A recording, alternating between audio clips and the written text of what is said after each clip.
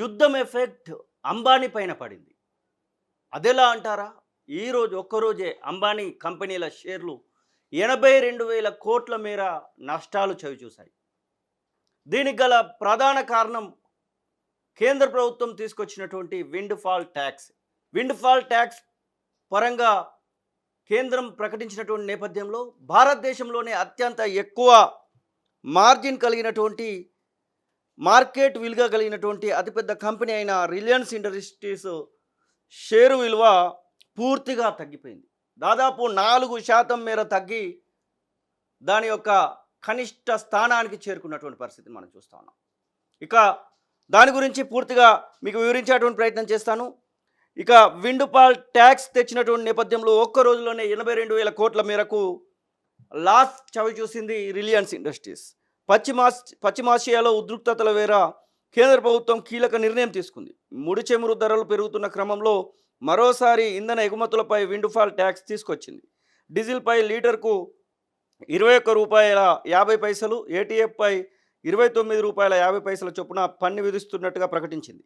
ఈ క్రమంలోనే దేశీయంగా చమురు ఉత్పత్తిదారుగా ఉన్నటువంటి రిలయన్స్ ఇండస్ట్రీస్ షేర్లు ఒక్కసారిగా భారీ పతనం చవిచూశాయి.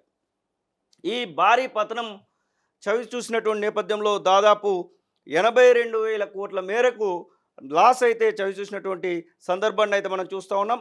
ఈ దెబ్బతో మార్కెట్ విలువ 19.14 లక్షల కోట్లుగా ఉన్నటువంటిది కాస్త ఇప్పుడు 18.24 కోట్లకు తగ్గిపోయినటువంటి సందర్భాన్ని అయితే మనం చూస్తూ ఉన్నాం. ఇక ఈ యొక్క స్టాక్ మార్కెట్ సూచీల విషయంలో దాదాపుగా ఈరోజు నష్టాల్లోనే స్టాక్ మార్కెట్లు నడిచాయి.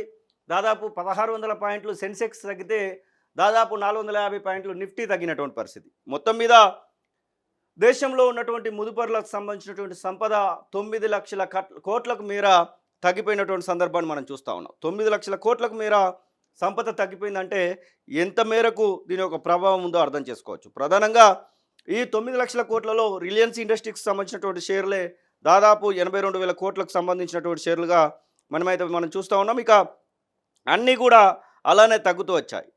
ఇక 1413.10 వద్ద ఈరోజు స్టాక్ మార్కెట్కి సంబంధించినటువంటి అది మొదలయ్యి ఈరోజు అది కాస్త తగ్గుతూ 1348 వద్ద మొత్తం మీద ముగిసింది. అంటే దాదాపు 4% తగ్గిపోయినటువంటి సందర్భాన్ని అయితే మనం చూస్తూ ఉన్నాం. ఈ దెబ్బతో రిలయన్స్ ఇండస్ట్రీస్కు సంబంధించినటువంటి ఈ యొక్క భారత అతిపెద్ద షేర్ మార్కెట్ విలువ కలిగినటువంటి రిలయన్స్ ఇండస్ట్రీస్కి ముఖేష్ అంబానీ ఇండస్ట్రీస్కి యొక్క కీలకమైనటువంటి దెబ్బగానే చెప్పుకోవచ్చు. మొత్తం మీద ఈ యొక్క దిగుమతులకు సంబంధించినటువంటి విషయంలో తీసుకొచ్చినటువంటి ఈ యొక్క సుంకం ఏదైతే ఉందో ఆ సుంకం దెబ్బకు 82,000 కోట్ల రూపాయల విలువలు కలిగినటువంటి షేర్లను నష్టపోయినటువంటి సందర్భాన్ని అయితే మనం చూస్తూ ఉన్నాం. ఎక్సైజ్ సుంకాన్ని మొత్తం మీద తొలగించింది. దాంతోపాటుగా ఈ తెచ్చినటువంటి కొత్త సుంకం వలన పూర్తి స్థాయిలో విండ్ ఫాల్ ట్యాక్స్ వలన ఈ యొక్క భారీ పతనాన్ని అయితే తవిచూస్తుందని చెప్పుకోవచ్చు.